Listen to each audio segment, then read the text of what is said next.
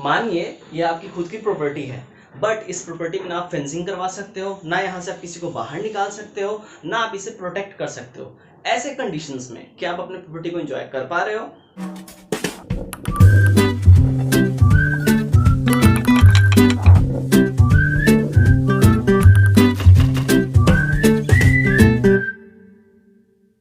Hey everybody, मैं हूं राहुल और आप देख रहे हैं मिशन कंपटीशन। दोस्तों, आज की इस वीडियो में हम जानेंगे 5 तरह के रेट्स के बारे में, फंडामेंटल राइट्स के प्रोटेक्शन के बारे में, मेनली आर्टिकल 32 और 226 के बारे में।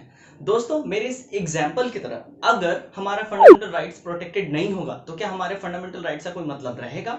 सिंपल लैंग्वेज में आपको मैं अगर ये कहूं तो अगर आप कोई ज्वेलरी खरीदते हो तो सबसे पहले उसके सेफ कीपिंग, सुरक्षित तरीके से रखने के बारे में सोचते हो। बिल्कुल वैसे ही अगर हमारा कोई फंडामेंटल राइट्स हमारे लिए बना है तो उसके लिए संविधान में कॉन्स्टिट्यूशनल रेमेडीज का भी प्रावधान किया गया है, जिसके वजह से हम अपने फंडामेंटल राइट्स को प्रोटेक्ट कर सकते हैं। फंडामेंटल राइट्स के प्रोटेक्शन के लिए हमारे कॉन्स्टिट्यूशन में 4 जगह बात की गई है। सबसे पहला आर्टिकल 13 जो ये कहता है जुडिशियल रिव्यू। जुडिशियल रिव्यू से मतलब ये है, अगर कोई स्टेट, कोई गवर्नमेंट अगर फंडामेंटल राइट्स के वायलेशन करते हुए कोई ऐसा कानून बनाती है तो उसके अगेंस्ट आप कोर्ट में अपील कर सकते हो। सेकंड है आर्टिकल 359 जो कहता है ये सिर्फ इमरजेंसी में लागू हो सकता है। दैट मीन्स इमरजेंसी को छोड़ के आप फंडामेंटल राइट्स को नहीं खत्म कर सकते, और कुछ फंडामेंटल राइट्स ऐसे भी हैं जो इमरजेंसी में भी खत्म नहीं होते। उसके बारे में डिटेल लेक्चर हमारे चैनल पर पड़ा हुआ, आप जाके देख सकते हैं। और थर्ड है article 32 and then after article 226। इन दोनों के बारे में हम आज बात करेंगे। हमारा पार्ट 3 ऑफ द कॉन्स्टिट्यूशन जो है यानी भाग 3 जो कि फंडामेंटल राइट्स के बारे में बात करता है, वो एक्सटेंड करता है, यानी उसका फैलाव है आर्टिकल 12 से लेकर 35 तक। दैट मीन्स आर्टिकल 32 एक फंडामेंटल राइट्स है। आर्टिकल 32 दो तरह के पावर या राइट्स की बात करता है। पहला, किसी भी व्यक्ति या इंडिविजुअल अगर उसका फंडामेंटल राइट्स का कोई वायलेशन होता है तो वो सीधा सुप्रीम कोर्ट में अपील कर सकता है। वहीं आर्टिकल 32 सुप्रीम कोर्ट को यह पावर देता है कि ये फंडामेंटल राइट्स के प्रोटेक्शन के लिए 5 तरह के रिट्स जारी कर सकता है। इसी सारे क्वालिटीज के वजह से सुप्रीम कोर्ट को फंडामेंटल राइट का प्रोटेक्टर और गारंटर भी कहा गया है, और डॉक्टर भीमराव अंबेडकर ने इन्हें heart and soul of the constitution भी कहा है।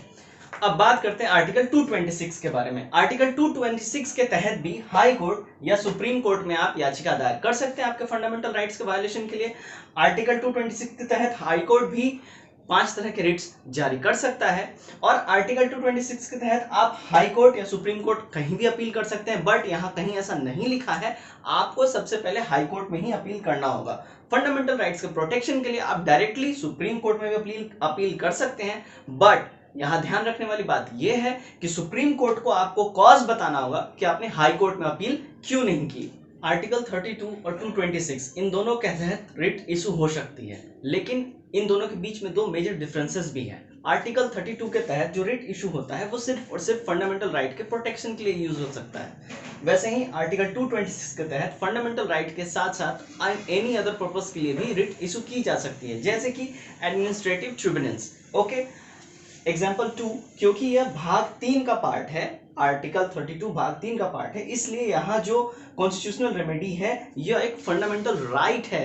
ओके, और ये जो है 226 ये कॉन्स्टिट्यूशनल रेमेडी नहीं है।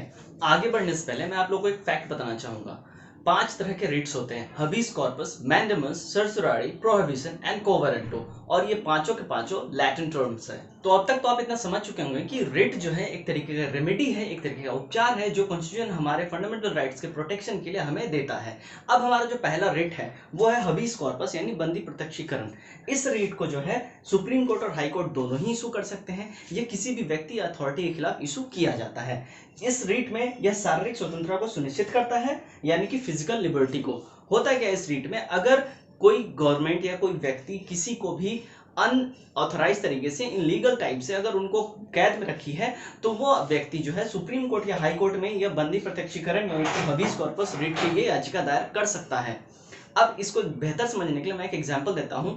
एक केस था Rudul Shah versus state of Bihar. इसमें हुआ क्या था, रुदुल शाह नामक व्यक्ति ने 14 साल का अपना कैद काट लिया था। उसके बावजूद भी उसको डिटेंशन में यानी कैद में रखा गया, तब जाके उसने हबीस कॉर्पस यानी बंदी प्रत्यक्षीकरण रीट का इस्तेमाल किया। उसके बाद उसको तुरंत के तुरंत रिलीज किया गया और उसको एग्जेम्पशनरी डैमेजेस भी अवॉर्ड किए गए। हबीस कॉर्पस के बारे में एक बहुत इंपॉर्टेंट बात जो ध्यान रखने वाली ये है कि वह एक बहुत ही पावरफुल और बहुत ही फेमस रिट में से एक है। अब हम देखते हैं हमारा सेकंड रिट जो है मैंडेमस यानी परमादेश। इसको लॉ के लैंग्वेज में, कानूनी भाषा में इंजेक्शन भी कहा जाता है। ये कहीं रिटन नहीं है बट लॉ के लैंग्वेज में से इंजेक्शन भी कहा जाता है। इसमें यह केवल प्राधिकारी यानी अथॉरिटियों के खिलाफ जारी किया जाता है। इसमें होता यह है, अगर कोई अथॉरिटी अपनी ड्यूटी अगर ढंग से नहीं कर रही है, उसके खिलाफ कोर्ट में याचिका आती है, तो कोर्ट उस अथॉरिटी को ऑर्डर देती है और कोर्ट अपने कोटेशन में सबसे पहला वर्ड जो उनका होता है वो ये होता है, we order do your duty. Mandamus writ को यूज करने के लिए एक कंडीशन है, there should be a public duty. वहां पे अगर आप मैंडेमस अगर रिट यूज करना चाहते हैं तो वहां पे पब्लिक ड्यूटी होनी चाहिए, तब आप वो रिट यूज कर सकते हैं। आइए अब देखते हैं हमारा थर्ड रिट। हमारा थर्ड रिट है सर्चुरारी यानी कि उत्प्रेक्षण। ठीक है, इसको जो है पोस्टमार्टम भी कहा जाता है कानूनी लैंग्वेज में। यहाँ कहीं रिटन नहीं है बट कानूनी लैंग्वेज में इसे पोस्टमार्टम भी कहा जाता है और ये बीपीएससी में आया हुआ क्वेश्चन है। आइए इसके बारे में जानते हैं। इस रिट को जारी किया जाता है जब कोई भी केस लोअर कोर्ट से हायर कोर्ट में ट्रांसफर करना हो, और ये रिट जारी कर सकते हैं सुप्रीम कोर्ट और हाई कोर्ट दोनों ही। इसमें होता क्या है, जब लोअर कोर्ट से हायर कोर्ट में जब केस ट्रांसफर किया जाता है तो वहां देखा जाता है कि कहीं उनकी जजमेंट इनलीगल तो नहीं है। जजमेंट इनलीगल मतलब कि lack of jurisdiction, excess of jurisdiction and etcetera, इन सब को देख के अगर इनका जजमेंट इनलीगल पाया जाता है तो उनको कोवॉश कर दिया जाता है, यानी कि उनका जजमेंट खत्म कर दिया जाता है। अब हमारा फोर्थ जो रिट है वो है प्रोहिबिशन यानी कि निषेध। इसमें क्या होता है, केवल निचली अदालतों के खिलाफ ही ये जारी होता है और इसको सुप्रीम कोर्ट और हाई कोर्ट दोनों जारी कर सकते हैं।